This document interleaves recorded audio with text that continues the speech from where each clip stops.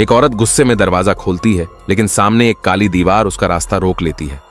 दीवार पर चमकती हुई ठंडी धातु जैसी चमक है, जो बिल्कुल भी इंसानी हाथों से बनी नहीं लगती। पति पत्नी एक दूसरे की तरफ हैरानी से देखते हैं। उनके चेहरे पर साफ दिखाई देता है, यकीन करना मुश्किल है। मर्द तेजी से दरवाजे के पास लगे मॉनिटर की ओर बढ़ता है, लेकिन स्क्रीन पर सिर्फ बर्फ जैसी रुक रुक कर झिलमिलाती छवि दिखती है। उसी वक्त पीछे से पत्नी की घबराई हुई आवाज आती है, जिम। जिम पीछे मुड़कर चला जाता है, लेकिन उसे यह नहीं दिखता कि उस काली दीवार पर एक नीली रोशनी की चमक हल्के से गुजरती है। एल्ली की आंखों में डर झलकता है, क्योंकि अब खिड़कियां भी काले ईंटों से पूरी तरह बंद हो चुकी थीं। वो गुस्से में दीवार पर लात मारती है, लेकिन दीवार टस से मस नहीं होती। और भी ज्यादा डरावनी बात, मोबाइल में अब कोई सिग्नल नहीं आता। जिम मोबाइल को लेकर कमरे में इधर उधर चलता है, तभी उसे एहसास होता है कि दीवार के पास मोबाइल में इलेक्ट्रोमैग्नेटिक रुकावटें आने लगती हैं। एल्ली टूल बॉक्स से एक ड्रिल निकालती है। उसका धारदार सिर दीवार पर घूमता है, लेकिन उसमें एक भी खरोंच नहीं आती। दोनों मिलकर दीवार में छेद करने की कोशिश करते हैं, लेकिन ड्रिल का सिर इतना गर्म हो जाता है कि वो लाल हो उठता है। फिर भी वो रहस्यमयी काली दीवार पूरी तरह सलामत रहती है। जिम और एल्ली हार नहीं मानते और अब वो सामान्य दीवार पर ड्रिल करने की कोशिश करते हैं, लेकिन उन्हें जल्द ही समझ आ जाता है दीवार के दूसरी तरफ भी वही काली दीवार है, मानो पूरा अपार्टमेंट किसी ने बाहर से बंद कर दिया हो। जैसे ही दोनों चौंकते हैं, तभी पास की दीवार के दूसरी तरफ से तेज बहस की आवाजें आने लगती हैं। दोनों तुरंत ड्रिल चालू करते हैं और इस बार उन्हें कोई रुकावट नहीं मिलती। दीवार में बहुत जल्दी एक बड़ा छेद बन जाता है। उधर एक और नवविवाहित जोड़ा रहता है और मर्द जोर जोर से चिल्ला रहा है कि वो मकान मालिक से रूम कैंसिल कराना चाहता है। स्पष्ट है, उन्हें भी एहसास हो गया है कि वो फंस गए हैं। एल्ली गहरी सांस लेती है। लगता है पूरे अपार्टमेंट की बाहरी दीवारें काली ईंटों से बंद हैं। इस बीच जिम नोटिस करता है कि हर जगह के नलों में अब पानी भी नहीं आ रहा। फिर भी वो हार नहीं मानता, बल्कि एक सुझाव देता है कि इसको एक पजल गेम की तरह सुलझाते हैं। लेकिन जिम की यही बात एल्ली की मानसिक स्थिति को तोड़ देती है। एल्ली टूट जाती है और अपने पति पर गुस्से में चिल्लाती है, आखिर तुम काम के पीछे कब तक पागल रहोगे? कल एल्ली ने घूमने जाने का प्लान बनाया था, लेकिन जिम ने कह दिया कि उसे कंपनी के लिए गेम डेवलप करना है, इसलिए मना कर दिया। और अब अगली सुबह उठते ही दोनों इस अपार्टमेंट में फंसे हुए थे। जैसे ही माहौल पूरी तरह ठंडा पड़ गया, जिम की नजर अचानक उस काली दीवार पर पड़ी, जहां एक मेटल ब्लॉक चिपका हुआ था। वो धीरे से दीवार के पास गया और महसूस किया, वहां एक जबरदस्त चुंबकीय शक्ति है। दोनों ने मिलकर कमरे में जितने भी धातु के सामान थे, उन्हें इकट्ठा किया। कई बार के प्रयोग के बाद उन्हें यह समझ आया कि दीवार के 4 खास हिस्सों में चुंबकीय शक्ति सबसे ज्यादा है। एल्ली ने सोचा कि शायद इससे और कुछ नए पैटर्न मिलेंगे, लेकिन तभी वो देखती है कि सारे मेटल ऑब्जेक्ट्स जोर से कांपने लगते हैं। जिम को तुरंत शक होता है कि कुछ गड़बड़ है। वो झपटकर एल्ली को जमीन पर गिरा देता है। इस डरावने पल के बाद जिम और एल्ली पूरी तरह डर जाते हैं और अब उनका दीवार को लेकर कोई भी खोज करने का मन नहीं बचा। अब उन्हें बस इतनी उम्मीद थी कि शायद कल ये दीवार अपने आप हट जाए। अचानक दीवार की दूसरी तरफ फिर से जोरदार लड़ाई की आवाजें आती हैं और फिर वहां से एक महिला की दर्दनाक चीख गूंजती है। जिम और एल्ली को लगता है कि पड़ोसियों के साथ कुछ बुरा हो गया है। वो तुरंत ड्रिल से दीवार में और बड़ा छेद करते हैं और झटपट दूसरे अपार्टमेंट में घुस जाते हैं। जैसे ही अंदर जाते हैं, उन्हें जमीन पर खून के निशान मिलते हैं। वे उस निशान को फॉलो करते हुए बेडरूम की ओर बढ़ते हैं, जहां महिला पड़ोसी जमीन पर गिरी हुई मिलती है। जैसे ही सभी लोग वहां से निकलने का मन बनाते हैं, तभी पुरुष पड़ोसी अचानक झपट कर आता है और जिम को जमीन पर गिरा देता है। लेकिन संकट की इस घड़ी में एल्ली पेपर स्प्रे निकालती है और जिम को मौका मिल जाता है खड़ा होने का। जैसे ही वो बेसबॉल बैट से हमला करने ही वाला था, तभी महिला पड़ोसी अचानक अपने प्रेमी के सामने आ जाती है। जिम और एल्ली दोनों चौंक जाते हैं और थोड़ी देर तक कुछ समझ ही नहीं आता कि हुआ क्या। फिर उन्हें धीरे धीरे पता चलता है कि ये दोनों पड़ोसी असल में अकेले रहने वाले हैं और शायद उन्होंने अभी अभी कुछ नशे की गोलियां ली थीं, जिसके कारण उनका मानसिक संतुलन बिगड़ गया था और तभी ये सब गड़बड़ हुई। जिम कुछ परेशान होकर स्टोर रूम की ओर जाता है, उम्मीद करता है कि वहां से कोई काम का टूल मिल जाए। जैसे ही वो पावर स्विच के पास जाता है, दीवार के पीछे एक अजीब सी तरंगें चमकने लगती हैं। वहीं जिम को एक जंग लगी छोटी सी फायर एक्स मिलती है। वो पूरी ताकत से उस काली दीवार पर वार करता है, लेकिन फिर भी उस पर एक खरोंच तक नहीं आती। तभी एल्ली के दिमाग में एक आइडिया आता है, जब दीवार तोड़ना नामुमकिन है तो क्यों ना नीचे की ओर रास्ता बनाया जाए। जब वो इस अपार्टमेंट में शिफ्ट हो रही थी, तब उसने रिसर्च की थी कि इस पुरानी इमारत के नीचे एक वर्ल्ड वॉर 2 के जमाने का बंकर है और ऐसे बंकर अक्सर मेट्रो स्टेशन से जुड़े होते हैं। यही शायद उनका अकेला रास्ता हो सकता है बाहर निकलने का। एल्ली की सलाह मानकर जिम फायर एक्स से जमीन तोड़ने की कोशिश करता है।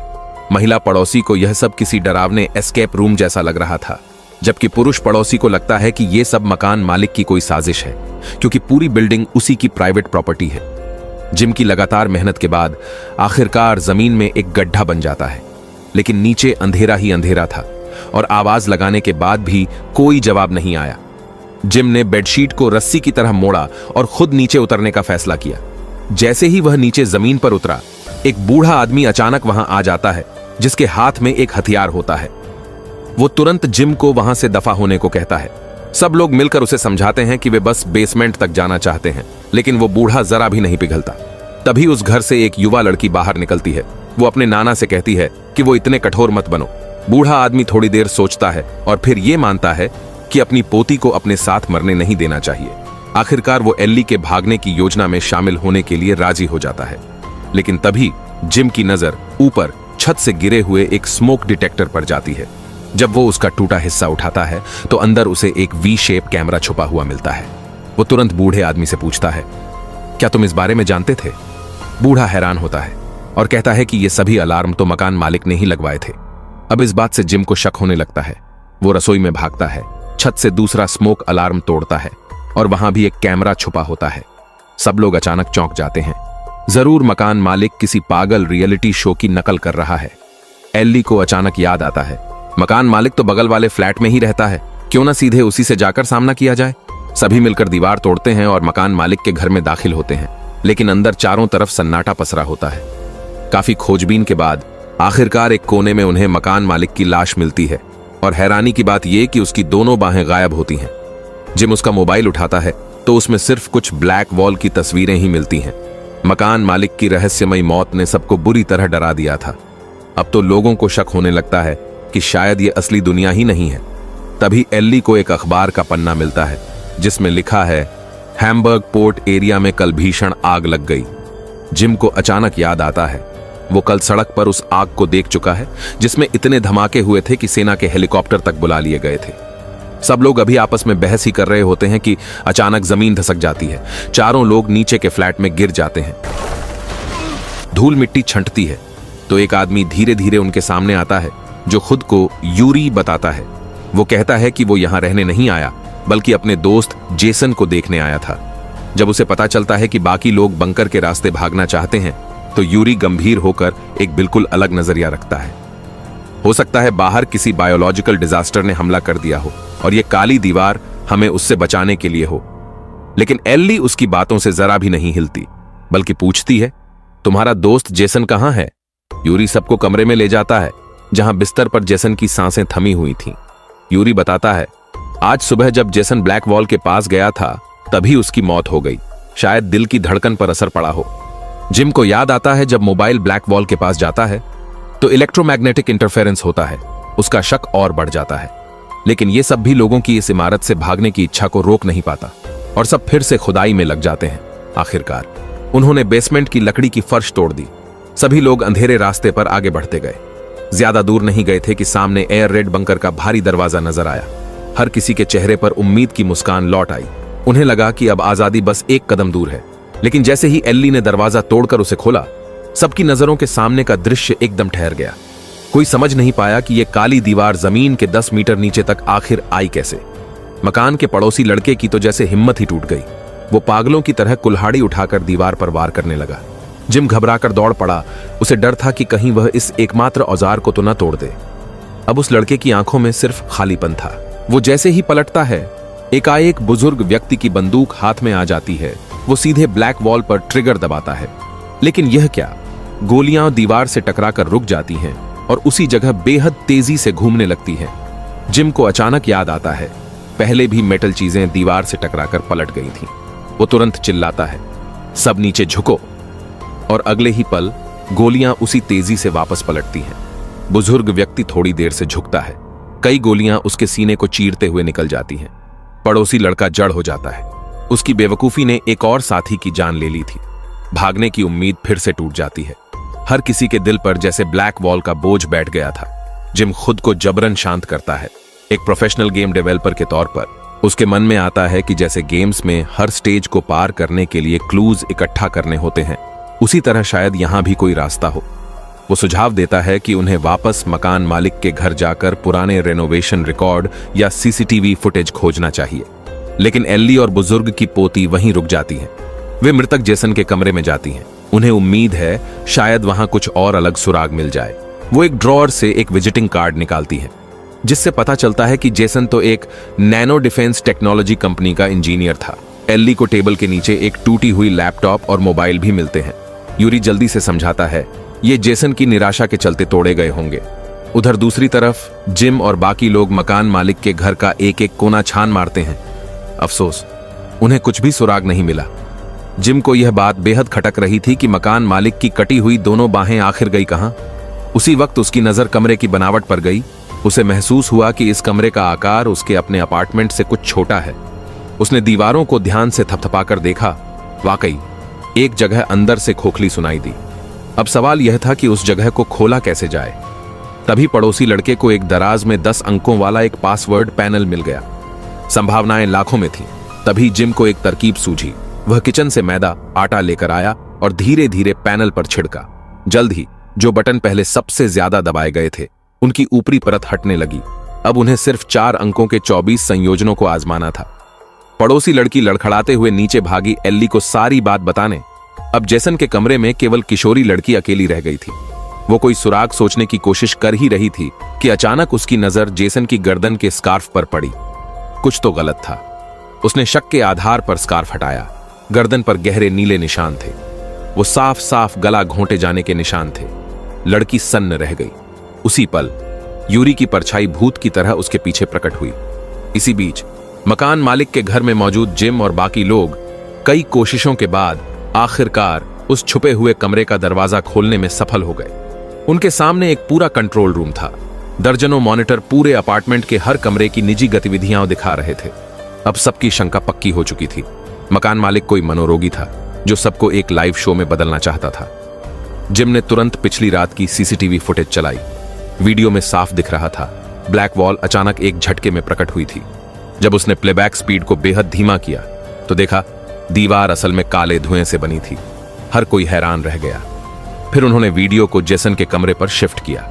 उसमें साफ साफ दिखा जेसन बेहोश नहीं हुआ था जैसा यूरी ने कहा था, बल्कि वो दरवाजे के पास गया, कुछ सेटिंग की, और जैसे ही उसके फोन की फ्लैशलाइट टिमटिमाई, सूरज की रोशनी ब्लैक वॉल को भेद कर अंदर आई।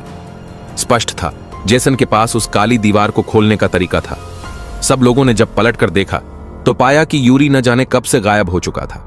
पड़ोसी लड़का तुरंत उसकी तलाश में भागा। जब वह जेसन के कमरे में पहुंचा तो देखा यूरी कुछ दस्तावेज जला रहा था और वह लड़की जो वहीं थी अब बिस्तर के पास निहप्राण पड़ी थी। यूरी के चेहरे पर एक डरावनी मुस्कान थी। वह फिर जोर देकर कह रहा था कि ब्लैक वॉल ही सबकी सुरक्षा की दीवार है। उसी समय मॉनिटर पर वह फुटेज चलने लगी जिसमें यूरी साफ साफ जेसन की हत्या करता हुआ दिख रहा था। जिम ने हालात की गंभीरता समझी और तुरंत हथियार लेकर जेसन के कमरे की ओर दौड़ पड़ा। तब तक यूरी पड़ोसी लड़के से आमने सामने भिड़ चुका था। जिम के शामिल होते ही दोनों ने मिलकर आखिरकार यूरी को काबू कर लिया। दूसरी ओर एल्ली को अचानक याद आया कि कहीं यह black wall nano defence company का उत्पाद तो नहीं। जिम ने भी गौर किया कि कंपनी का पता वहीं है जहां कल आग लगी थी, हैम्बर्ग पोर्ट सिटी। जिन्हें बांध दिया गया था उन्हीं में से एक यूरी को एक तमाचा मारकर होश में लाया गया। लोगों के तीखे सवालों के आगे वह बोझिल आवाज में बताने लगा, यह ब्लैक वॉल नैनो कंपनी द्वारा बनाई गई एक अल्टीमेट डिफेंस सिस्टम है। इसका एक्टिवेट होना दर्शाता है कि बाहर की दुनिया किसी भयंकर संकट में है। एल्ली ने तुरंत सवाल उठाया, अगर यह सच है तो फिर जेसन ने इसे खोलने की कोशिश क्यों की? यूरी मजबूर होकर कबूल करता है। उसे लगा कि पोर्ट एरिया की आग इस सिस्टम को ट्रिगर करने वाली कोई तकनीकी गड़बड़ी है और इसलिए वह बाहर जाकर स्थिति समझना चाहता था। यूरी ने उसे रोकने के लिए ही जान ले ली, लेकिन जब सबने यूरी से पूछा कि ब्लैक वॉल को बंद कैसे किया जाए तो वह एकदम चुप हो गया, जैसे किसी भी कीमत पर मुंह न खोलेगा। लोगों को अब एकमात्र उम्मीद जेसन की पुरानी गतिविधियों में दिखी।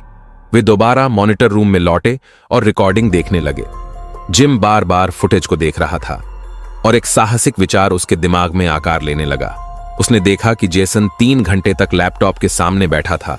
शायद वह कोई ऐसा कोड लिख रहा था जिससे ब्लैक वॉल को कंट्रोल किया जा सके। यह शक तब और पक्का हुआ जब वीडियो में दिखा कि यूरी जानबूझकर जेसन का मोबाइल तोड़ देता है। जिम ने सावधानी से उस टूटा हुआ फोन उठाया। सौभाग्य से उसका स्टोरेज चिप अब भी सुरक्षित था। उसने मोबाइल से उस एप्लीकेशन को रिकवर किया और उसे एक नए फोन में कॉपी कर लिया। फिर सभी लोग भय और उम्मीद के साथ ब्लैक वॉल के सामने आ खड़े हुए। ऐप चालू करने पर स्क्रीन पर 4 वर्ग दिखाई देने लगे। जिम ने उनमें से एक बटन दबाया। मोबाइल का फ्लैश कुछ बार टिमटिमाया। जिम को याद आया कि सीसीटीवी में भी ब्लैक वॉल खुलने से पहले जेसन का फोन इसी तरह चमका था। उसने महसूस किया कि उसका अनुमान सही है। जब उसने चारों वर्ग बारी बारी से दबाए तो सामने की दीवार धीरे धीरे घुलने सी लगी। पड़ोसी महिला अन्ना खुशी से खुद को रोक नहीं सकी। वह आगे बढ़कर हाथ उस दीवार में डाल बैठी।